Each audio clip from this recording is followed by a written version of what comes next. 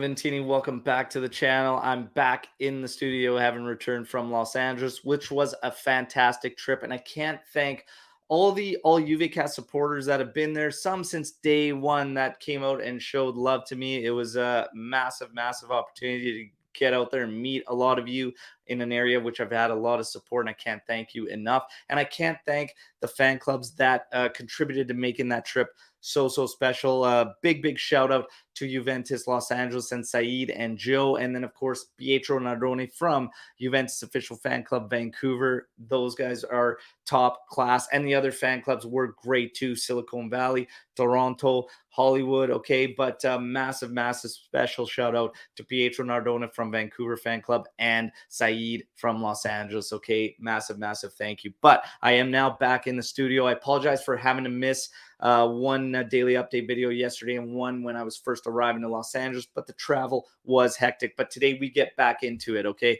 Mercado rumblings, then the injury report. Unfortunately, yes, I have injury news. And then, of course, we're going to get to what the schedule is like in these last few weeks, building up to the opener against Sassuolo. Let's go.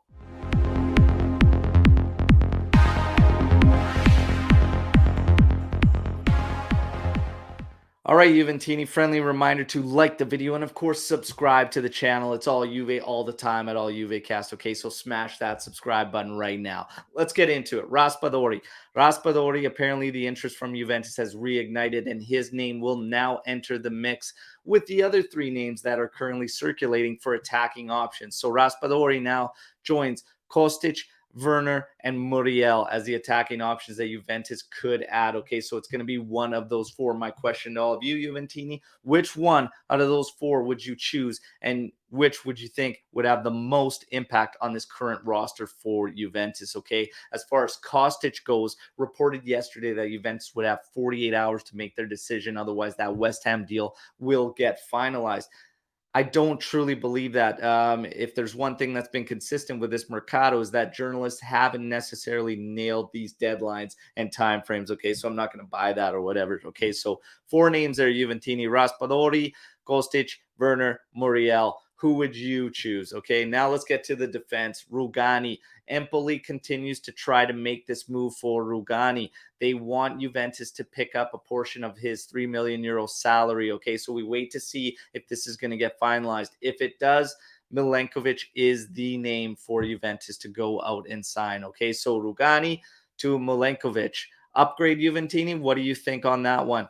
Now, in terms of basically Artur's deal with Valencia, and should that go through and Arthur joins Valencia on loan, which again, they're trying to work out that salary, and Valencia wants half of it picked up by Juventus. So 5.5 million euros. They want a half split on that one for Artur. Should they find a deal, it is still and remains to be Paredes as the name incoming for Juventus. There are rumors circulating that there could be another low-cost midfielder added by Juventus beside Paredes, okay? I know Juventini are dreaming of Sergej Milinkovic-Savic, and we want SMS to join. I don't see it happening. I know his agent said yesterday that there is an opportunity for Juventus, and he could still be available to them, but we need to know better picture and better idea of the financials. Could we make this move work? Not only that, we need Sergej Milinkovic-Savic to step up and ask and demand for the move and start to impose his will. We need all this to come together if there's any shot. But for me, I'm not going to get too hopeful, okay? And I don't think Sergej Milinkovic-Savic is coming to Juventus, okay? That's just the way it is. But hey, said the same about Bremer, and in the Mercado, anything can happen, but I don't see it, okay?